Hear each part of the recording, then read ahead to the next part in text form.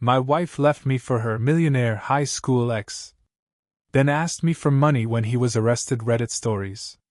I thought our divorce was the ending.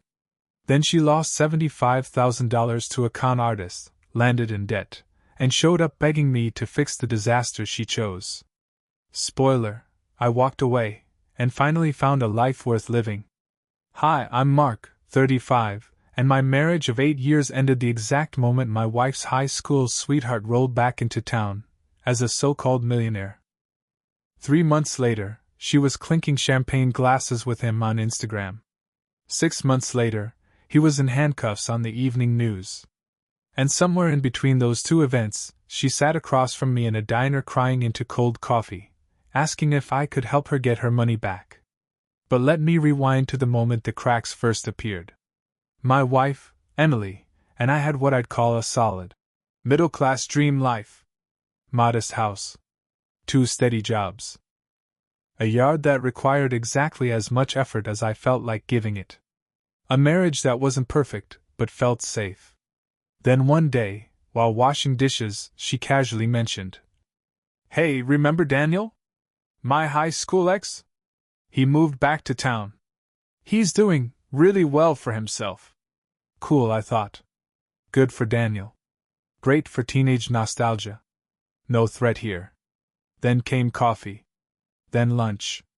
Then dinners. Then perfume I'd never smelled. Clothes I'd never seen. And a type of glowing I hadn't witnessed since our honeymoon phase. She'd slide into the house all breathless from there, just friends, outings, telling me stories like I was supposed to join the fan club. But here's the important thing. I didn't chase. I didn't panic. I didn't play detective. I'm a woodworker. I know what happens when something's rotting inside. All you have to do is tap it, and it'll show you the truth. 2 weeks later, she walked into the kitchen, sat across from me at the table I refinished myself, and said the famous marriage killer sentence. "I think we married too young." I just nodded. When she realized I wasn't going to cry, yell, or bargain for my dignity, she looked almost offended. "You're not even going to try to save this?" "Emily," I said, "you already burned it down. I'm just acknowledging the ashes." That was it. No melodrama. No storms. Just an adult ending an adult relationship. By Friday, I'd spoken to an attorney. We filed no fault. Split everything cleanly. She moved out. And by the following weekend, she was posting champagne photos with Daniel, his expensively accessorized wrist very conspicuously in frame. I kept the kitchen table. She said it didn't fit her. New aesthetic. Aesthetic. Right. Little did she know that new aesthetic came with a matching accessory set of FBI investigations, fraudulent investments, and collapsing finances. But that comes later. For now, what mattered was this. I thought the divorce was the end of our story. Turns out, it wasn't even the midpoint. About a month after she moved out, the divorce machine churned to completion. No fighting. No drama. Just signatures, notarization, and 2 people quietly admitting they'd stopped choosing each other long before they admitted it out loud. We sold the house. Split the money. She took the living room set, I took the bedroom furniture and my woodworking gear, which she'd once called hobby junk. Funny how the junk was about to become the most profitable relationship I'd ever had. I moved into a smaller apartment closer to work. 2 bedrooms, 1 for sleeping, 1 for sawdust therapy. Set up my tools on the patio. Started taking small commissions online. Turns out people love custom furniture. Turns out I love not hearing someone complain about how rustic everything I build looks. Meanwhile, Emily's Instagram turned into a luxury travel brochure. She and Daniel were everywhere: rooftop bars, wine tastings, hotel suites with ocean views, restaurants where a single entree cost more than my monthly electric bill. Her friends commented things like, "Girl, this is what you deserved," and "So glad you found someone on your level." I muted her account. Not because it hurt, but because I didn't want to risk laughing too loudly at my phone during work meetings. Life settled into something incredibly peaceful. I'd get off work, make dinner, and then spend hours shaping raw wood into something beautiful. There's something deeply grounding about that. Wood doesn't lie. If it bends, it shows you. If it breaks, it tells you. If it holds, it holds. One night, I was sanding a chair leg when my phone buzzed. It was her mom. "We need to talk," she said. "Emily seems off." Define off. She's stressed. Quiet. Worried. Something isn't right with that man. I wanted to say, "It took this long?" But instead I just said, "She's an adult making adult choices." Her mom sighed. "I never liked him, you know. Not even in high school." "Convenient timing," I muttered. But after we hung up, I kept thinking about the tone in her voice, that uneasy hint of something brewing. A few days later, I ran into a guy at the hardware store who recognized me from somewhere. "Hey, you were Emily's husband, right?" "Ex-husband." "Dude," he said, lowering his voice, "you dodged the biggest bullet of your life." "Her new guy? Daniel? Total scam artist. I partnered with him once, shady as hell. Barely got my investment back." My eyebrows went up. "Sketchy how?" "Everything about him seems borrowed. Flashy car, flashy watch, flashy lifestyle. But the math never adds up.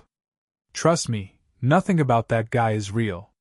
That night, while applying a coat of finishing oil, something clicked. The new clothes. The perfume. The sudden urgency to experience life. Her glossy social media glow.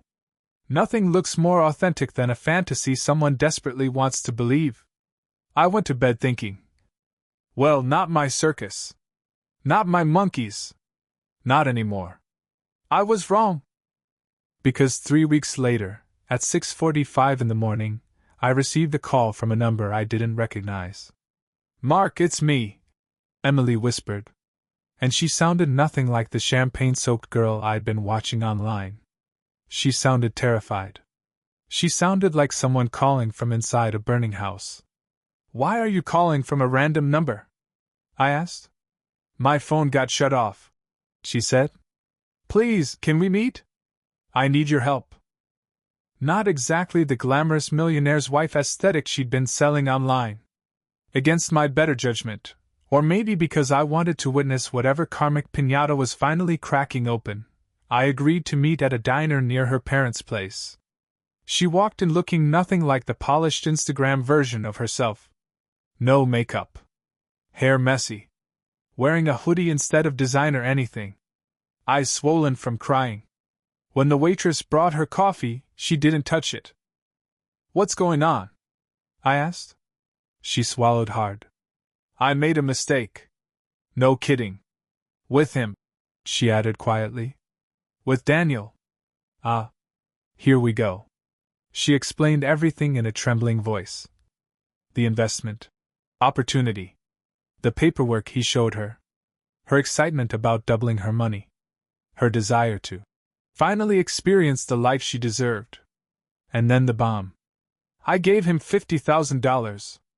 I almost inhaled my coffee. "You what?" "My half of the house sale." He said it was guaranteed. He said he'd done it for years. "And you believed him?"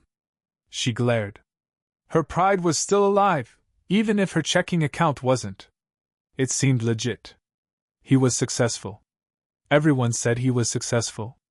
Emily, his entire wardrobe screamed financial irresponsibility.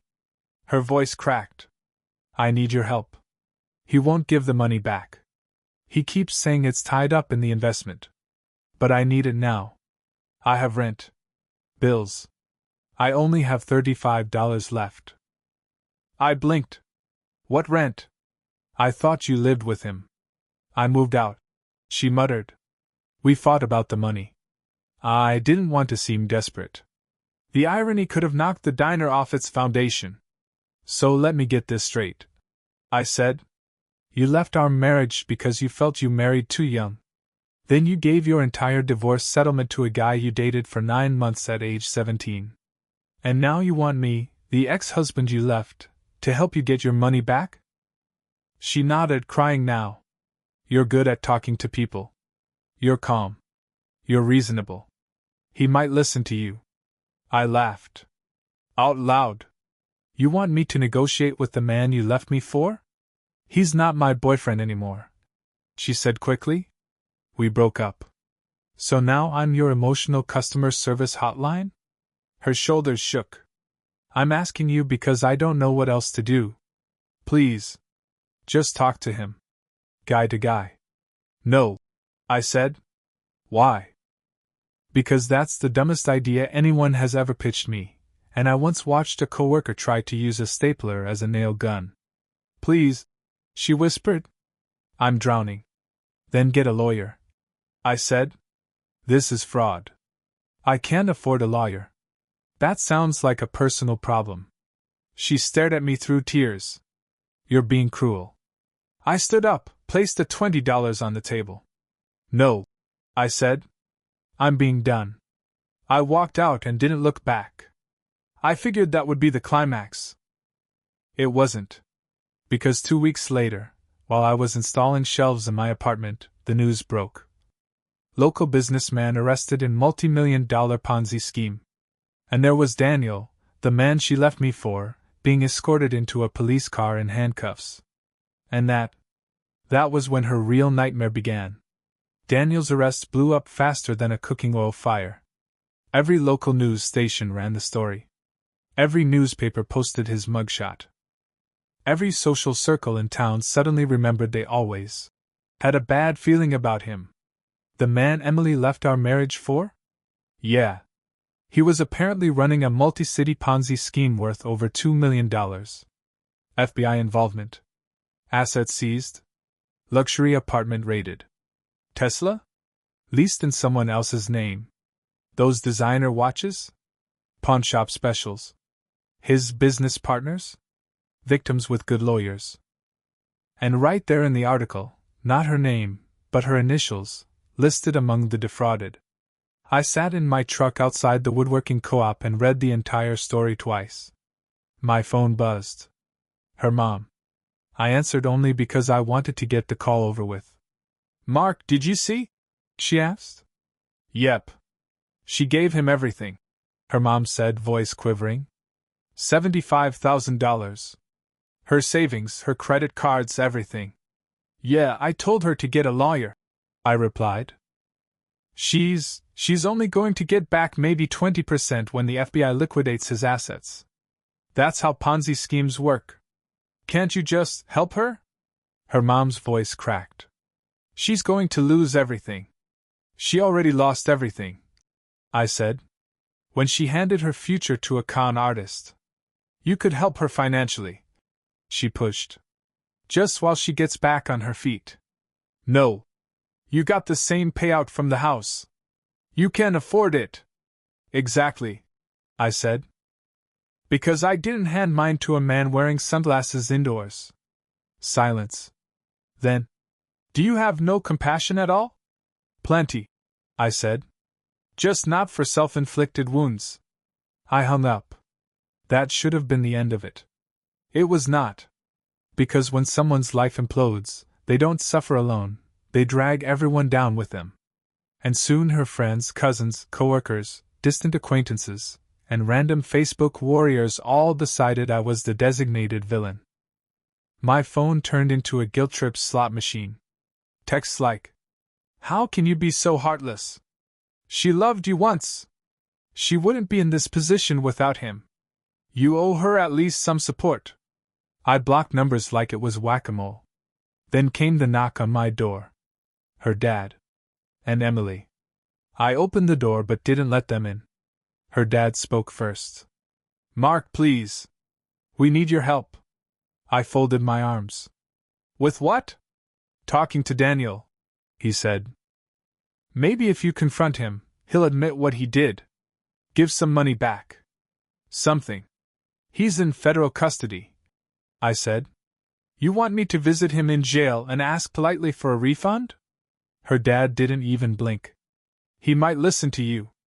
Then Emily stepped forward. "I'll pay you," she said quietly. $8,000 if you help me." Didn't you say you have $35 to your name? My dad will pay. Her dad pinched the bridge of his nose. I stared at them both. You want me, I said slowly, to help you recover money you willingly invested with the guy you dumped me for, while calling me boring and insisting you married too young. Do I have that right? Yes, she whispered. No, I said. And let me be very clear, nothing you say will change that. Emily's face twisted. I was wrong about you, she snapped. You're just vindictive. Small. You want to see me suffer. I exhaled. No, Emily. I just finally learned how to stop suffering on your behalf. I closed the door. They didn't knock again. But the universe? She wasn't done. Because the week after Daniel's arrest, Emily had a full-scale emotional collapse. And the people who couldn't reach her decided to try reaching me. Word travels fast in a small town, but disaster travels faster. Emily went radio silent for a few days. No Instagram quotes about healing. No curated latte photos. No new chapter captions. Then her best friend messaged me. She's having panic attacks. Can't sleep. Can't eat. She won't stop crying. I responded with the only reasonable thing. She needs therapy. I'm not her therapist. Her friend tried again, harder this time. She trusted the wrong person. You've always been good with money. Can't you at least tell her what to do? I replied. She didn't listen to me when we were married. Why would she listen now? Silence. Then the calls began. Aunts. Cousins. Co-workers of her mom. People who probably couldn't pick me out of a lineup. All with the same message. You're heartless. She loved you once. Be the bigger person. She wouldn't be suffering like this if you'd been a better husband. Yes, classic victim blaming, but with a plot twist. Meanwhile, the FBI kept dropping updates. More victims. More money gone. More charges. Daniel wasn't just a scammer. He was a full-time con artist with a resume of ruined lives across 3 states. Every new headline made Emily's social media go darker. Then her mom called again. This time her voice wasn't angry. It wasn't guilt-trippy. It was defeated. Mark, she's drowning, she whispered. She can't pay rent. She can't pay her credit cards. She cries all day. She hasn't eaten a real meal in a week. She needs professional help. I said. You could be her help. No, I replied. I'm the last person who should be her emotional safety net. Her mom let out a shaky breath. You really won't give her anything? Not even a few thousand? You make good money. You'll rebuild. She won't. She had $75,000. I said. She could have rebuilt her life with that too. That's cruel. It's reality. Her voice trembled with anger now. She left because she thought she deserved more than what you could give her. I know, I said. She said that part pretty loudly. She made a mistake. We all make mistakes, I said. She made hers with confidence, certainty, and a champagne toast. There was a long, long pause. Then her mom whispered, I hope you can live with yourself. She hung up. And I sat there in the quiet, realizing something.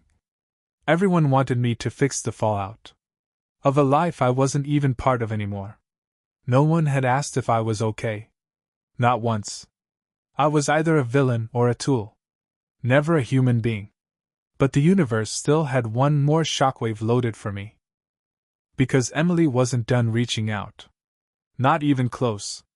3 days later, I got home from work to a scene straight out of a sitcom. If sitcoms included emotional manipulation and financial ruin. My ex-wife and her dad were standing outside my apartment door. Her dad looked embarrassed. She looked wrecked. Eyes swollen. Sleepless shadows. Hair unwashed. Clothes wrinkled. This wasn't the polished version she'd presented to the world. This was reality. I opened the door but blocked the entrance. What do you want? Her dad cleared his throat. He always liked being the rational adult in the room. We're here because she needs your help. No, I said immediately. At least hear her out, he insisted. I've heard her out. Multiple times. Emily stepped forward, voice trembling. I'll pay you.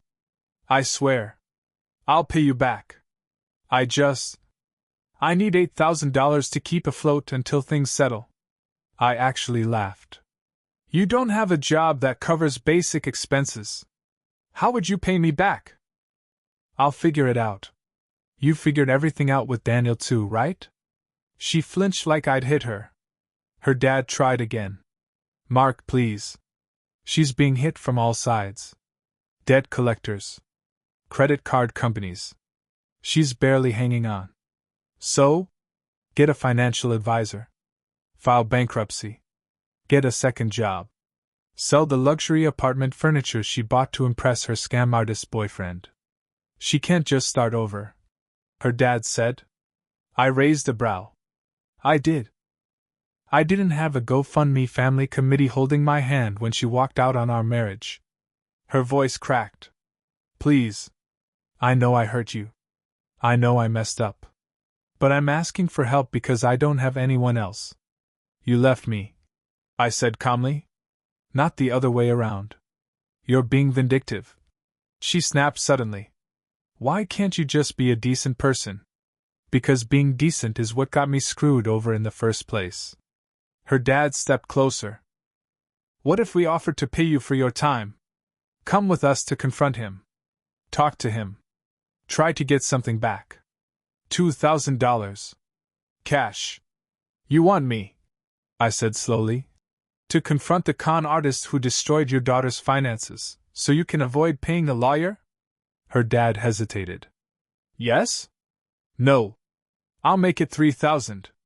No. 4? No. And stop bidding like this is a yard sale. Emily's eyes filled again. I wish I'd never married you, she hissed. I nodded. You made that pretty clear when you left. Her dad finally deflated. This was a bad idea, he muttered. Let's go. They walked away. She didn't look back. I thought that was the end of it. It wasn't. Because the next morning, I woke up to 17 missed calls. From numbers I didn't recognize. Friends. Family. Random people who knew her. All repeating the same theme. How can you be so heartless? She needs you. You're cruel. She loved you once. Money comes and goes, but family is forever. And yet the entire time she was my family. No one cared if I was okay. Funny how that works. Then my brother called. Dude, turn on the news. I opened the local station's webpage. Front page headline. Ponzi scheme mastermind arrested. Dozens of local victims identified. Photo of Daniel being walked out in handcuffs. Suit wrinkled. Hair messy. Mouth twisted in irritation, not remorse. The article said, over $2 million stolen. At least 15 victims. Likely more coming forward. Lavish lifestyle funded entirely by fraud. Assets frozen. Victims may get pennies on the dollar. I leaned back in my chair. It was finally over. Except, of course, for my ex-wife. Because in her mind, I was still the villain. The day after the arrest, my inbox lit up with an email from Emily. Subject line. Please read this. Against my better judgment, I opened it. It was long, paragraphs upon paragraphs of emotional freefall. She apologized for everything.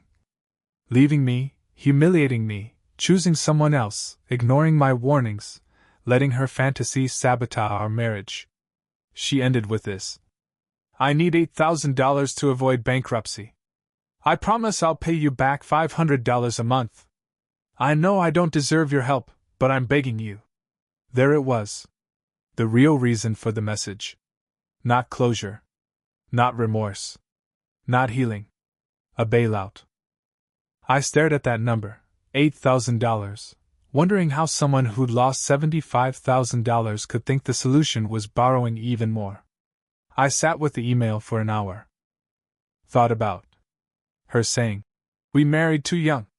Her Instagram fairy tale with her millionaire ex. Her mom telling me to fight for her harder. Her standing in my doorway calling me cruel. All the nights I ate alone wondering what I'd done wrong. The kitchen table I'd refinished with my own hands. The quiet peace of my new apartment. The smell of wood shavings from my shop.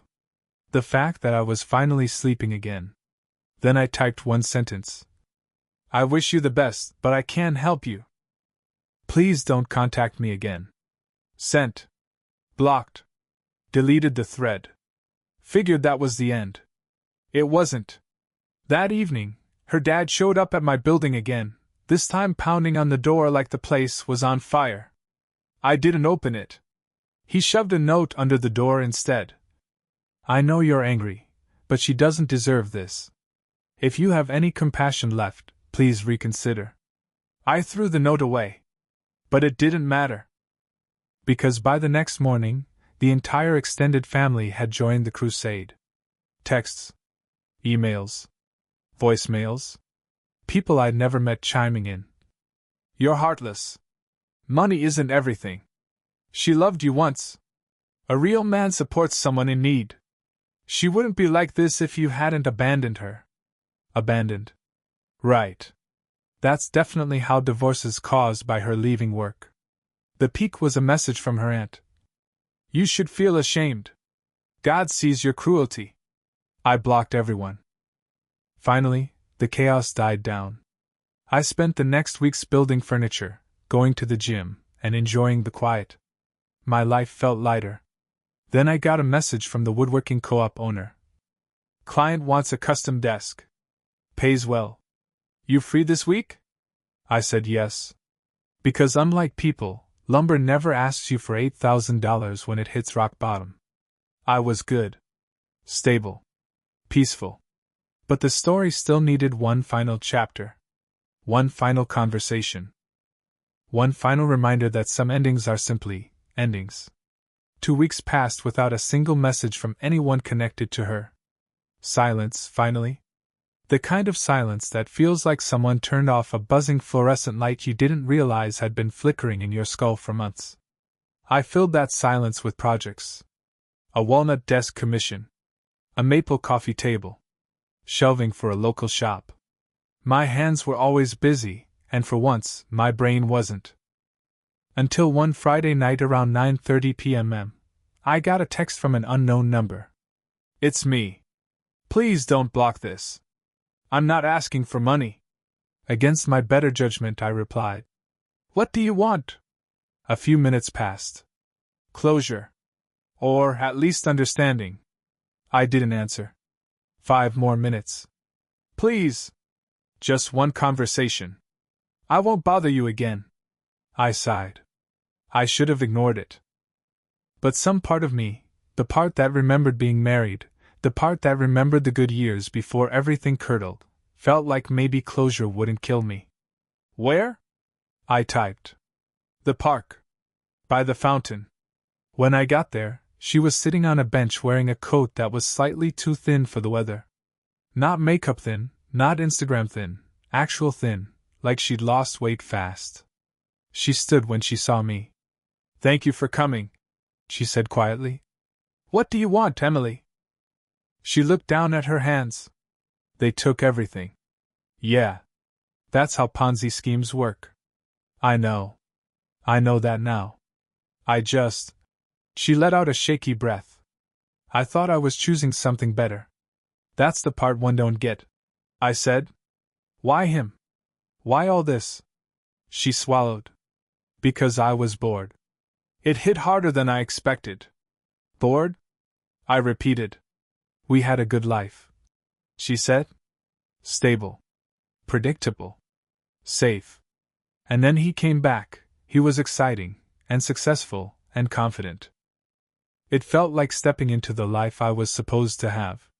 And I thought you'd always be there if I was wrong." Ah. There it was. The truth behind everything. You thought I'd be your fallback, I said. She didn't deny it. I never meant to hurt you, she whispered. You didn't think at all, I corrected.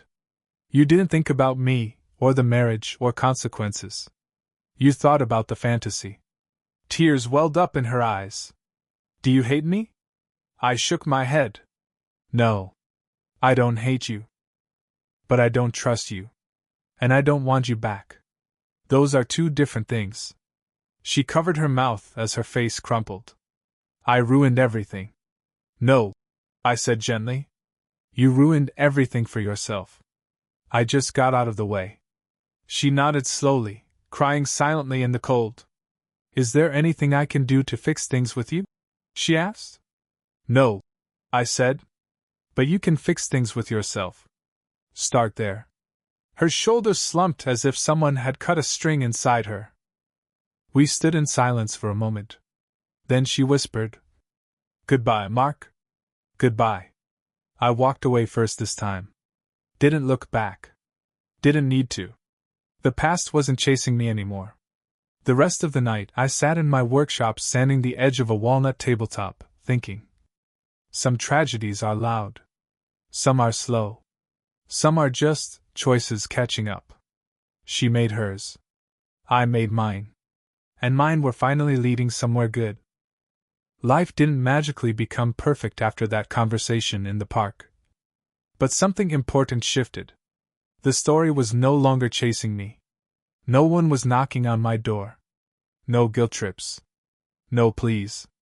No drama. Just quiet. And in the quiet, new things started to grow. It began with a message on the woodworking co-op bulletin board. Looking for someone to build a custom entryway bench. Willing to pay fair price. Sarah. I almost didn't respond. I'd been doing well with commissions, but something about the handwriting on the note caught my eye. Confident, neat, a little artistic. So I emailed her. 2 days later, she showed up at the co-op.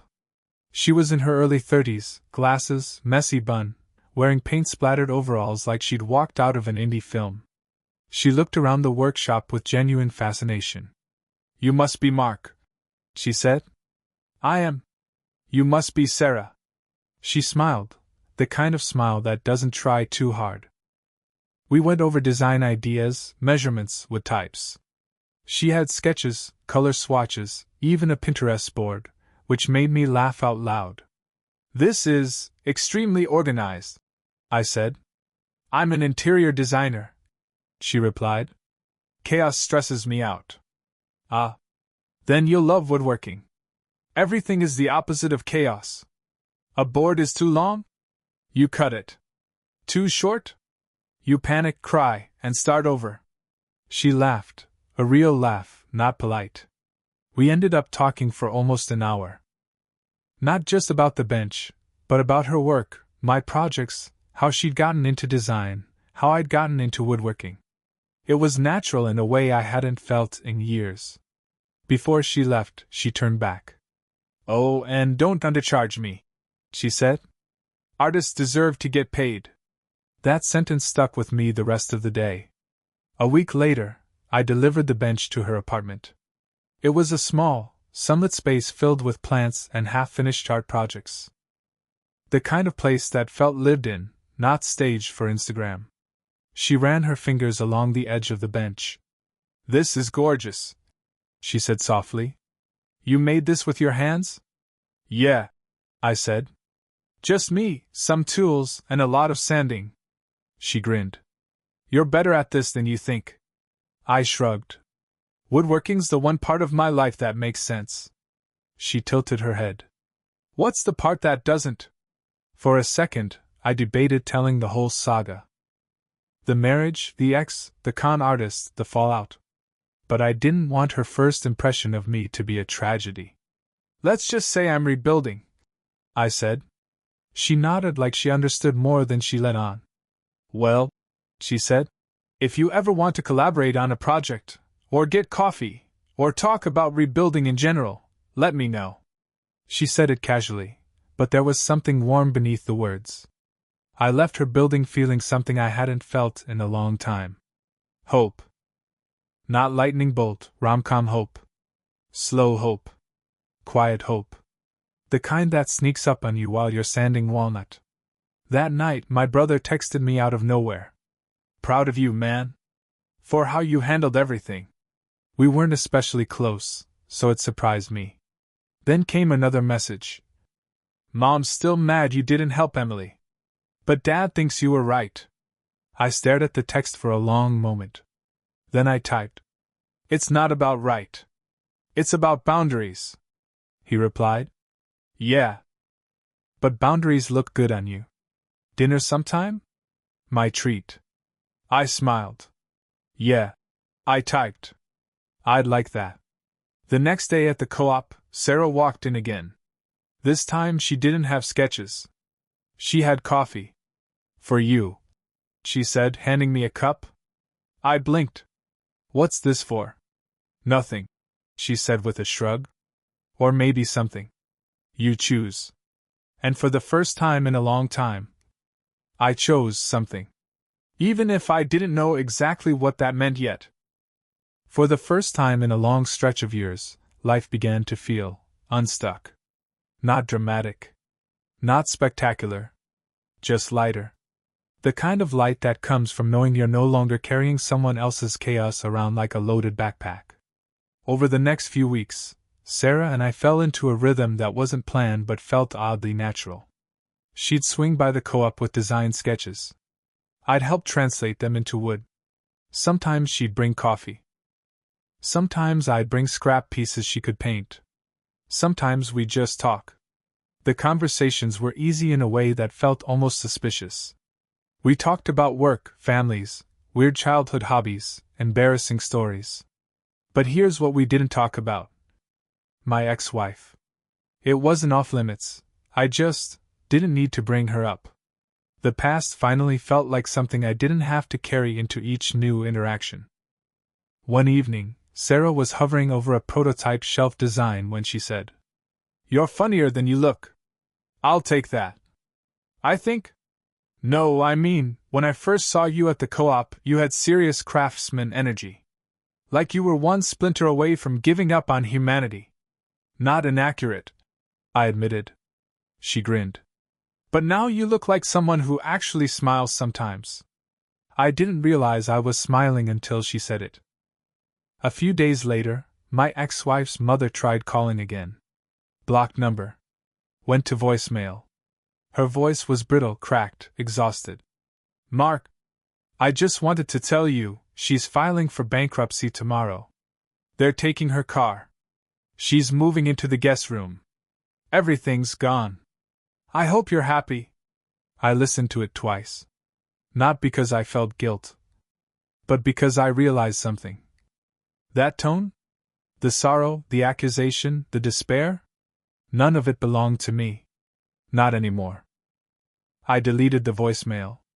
That same afternoon, Sarah texted. Hey, I found a vintage coffee table online that needs restoring. Want to help me flip it? I stared at the message a moment. A year ago, my evenings involved compromise, walking on eggshells, or being criticized for being too predictable. Now my biggest dilemma was whether to spend a Saturday sanding furniture with a woman who made me laugh without trying. Sure, I texted back. But if it's covered in spiders, I'm leaving you behind. She replied instantly. Understood. Acceptable risk. We met the next day at a thrift warehouse. The coffee table was in terrible shape, wobbling legs, ancient varnish, the faint smell of someone's attic. We can save it, she said. We? I raised an eyebrow. You know this means actual work, right? She rolled her eyes. I can sand. Turned out, she absolutely could not sand. Not evenly. Not in straight lines. Not on the grain. We spent half the time correcting her mistakes and the other half laughing about how bad she was at it. But it was the most fun I'd had in months. By the time we finished, the table looked beautiful. Smooth oak. Clean lines. A satin finish that caught the light perfectly. See? She said proudly. Teamwork. Yeah, I admitted. Not bad. She looked at me for a moment, really looked. You seem happier, she said quietly. I am, I replied. She nodded like she'd been expecting that answer. Then she said, You know, you don't have to stay stuck in what happened to you. You're allowed to want good things now. I opened my mouth to respond, but nothing came out. Because I realized she was right. I did want good things again. And for once, good things didn't feel dangerous. That night, after dropping her off, I sat in my apartment staring at the now finished shelves I'd installed. Smooth. Strong. Level. Rebuilt from scratch. Like me? My phone vibrated. A message from Sarah. Hey, thanks for today. It was fun. I typed back. Yeah. It really was. A pause. Then, maybe we could get dinner sometime. Not work-related. Not sanding-related. Just dinner. My heart thumped once, surprised, nervous, alive. I typed. Yeah. I'd like that. Sent. I stood there for a moment, realizing something stunningly simple. My life wasn't just recovering. It was starting. And for the first time, I wasn't afraid of where it might go next.